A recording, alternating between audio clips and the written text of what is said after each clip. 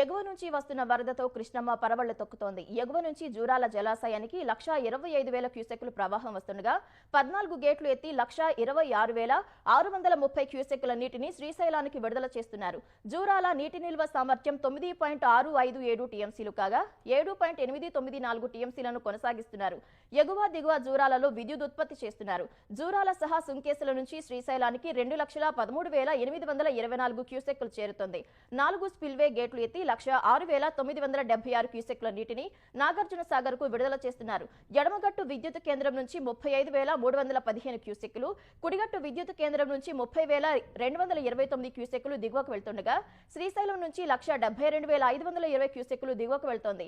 శ్రీశైలం పూర్తి స్థాయి నీటి మట్టం 885 అడుగులు కాగా ప్రస్తుతం 882.10 అడుగులకు చేరింది.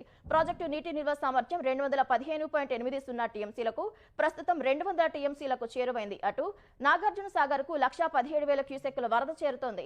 నాగార్జున సాగర్ మొత్తం నీటి మట్టం 590 అడుగులు కాగా ప్రస్తుతం 535.7 అడుగులకు చేరింది.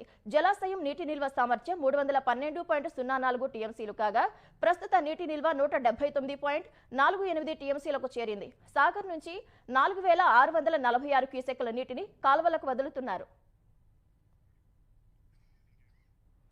ఎగువ ప్రాంతాల నుంచి వస్తున్న వరద సహా స్థానికంగా కురుస్తున్న వర్షాలకు భద్రాచలం వద్ద గోదావరి నీటి మట్టం క్రమంగా పెరుగుతోంది.